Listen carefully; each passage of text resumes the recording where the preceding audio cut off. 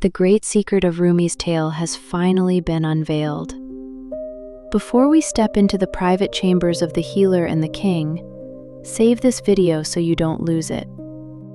And now, listen closely. The physician turned to the king and commanded, "Clear the palace and send everyone away, both friend and stranger. No one must remain, not even in the hallways, so that I can freely ask this girl my private questions." Everyone departed, and the palace became completely empty, so that no one else remained, save for the physician and the ailing girl. With soft kindness, the physician asked, "Which city are you from?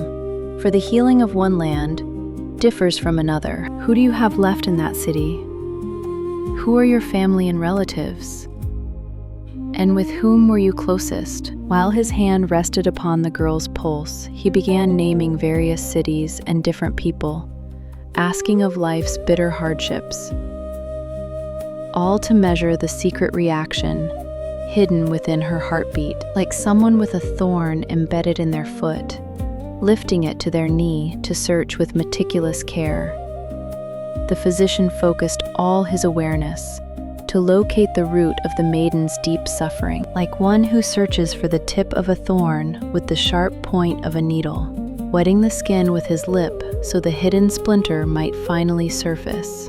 With absolute delicacy, the healer probed her heart to uncover its deepest secret. If finding a thorn embedded in the foot is this difficult, answer me, how much harder must it be to find a thorn pierced deep inside the heart? If any ordinary soul could easily perceive the suffering hidden deep within the heart, then sorrow and grief would never triumph over anyone. If someone slips a thorn beneath a donkey's tail, the animal lacks the wisdom to free itself.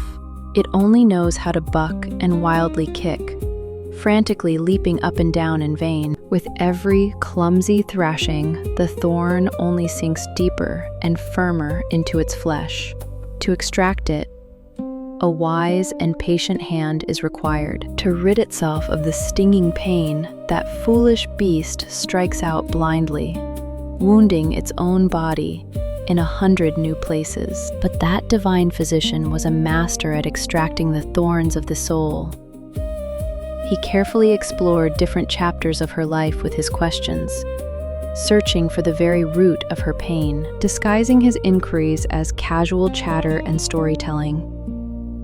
He subtly questioned her about the fates of her old friends and acquaintances. Filled with trust, the girl poured out her entire life story to him, speaking of the places she had lived, the masters she had served, and the city of Tash. The physician listened intently to her words, yet his entire mind and senses were anchored to her pulse, waiting to feel the exact moment her heartbeat would shatter its rhythm. He waited to see whose name would cause her pulse to suddenly leap. For whoever makes the heart quicken is the true beloved and the ultimate destination of the soul. One by one, the physician called out the names of her friends and acquaintances in that city. And then he began listing the names of other distant lands. He questioned her softly, "When you departed from your own city, in which town did you stay the longest?" The girl named a city, and they moved past it. But her cheeks did not flush, nor did her pulse alter its steady rhythm. Once more, the physician went through the names of her past masters and cities, meticulously asking about even the food, the drink, and the smallest memories bound to those places. One by one, he searched, city by city and house by house.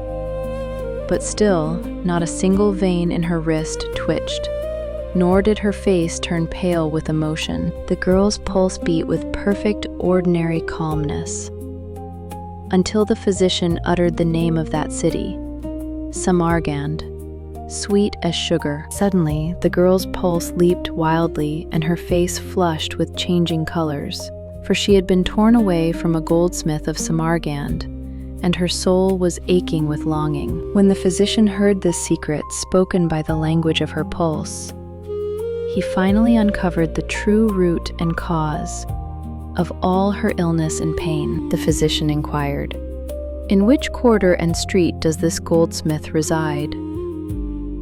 "In the neighborhood of Sarde Pol," the girl answered, "right by the alley of Gotfar." The physician reassured her, saying, "Very quickly I have understood the true root of your pain. Fear not. For your rescue and cure, I shall employ wondrous strategies, remedies akin to magic itself. Be joyful and let your heart be at ease. I shall do for you what the rain does to a withered meadow. I will breathe life back into your soul and make you thrive once more. I am your true well-wisher, so grieve no longer. For I am more tender and compassionate to you than 100 fathers could ever be." The physician issued a grave warning. "Be fiercely on your guard. Breathe this secret to no one, even if the king himself interrogates you with the utmost insistence. If you make your heart a grave to bury this secret deep within, you shall reach your ultimate desire, and the joy of union all the sooner." The prophet once declared, "He who conceals his secret shall swiftly reach the fulfillment of his desire." Look at how the seeds, when buried deep beneath the earth, ultimately transform into the lush green splendor of the garden. A secret is no different. If gold and silver were not hidden deep within the heart of the earth, how could they ever attain such value and perfection in the depths of the mine?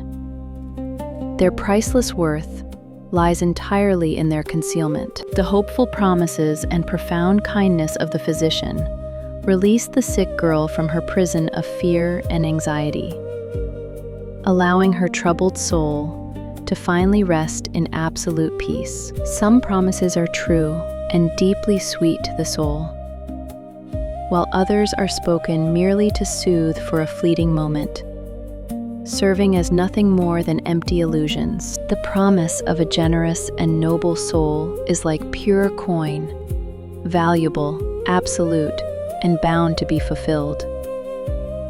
But the vow of the unworthy brings nothing but torment, weighing heavily upon the spirit. The secret is out, and the stage is set for the ultimate confrontation.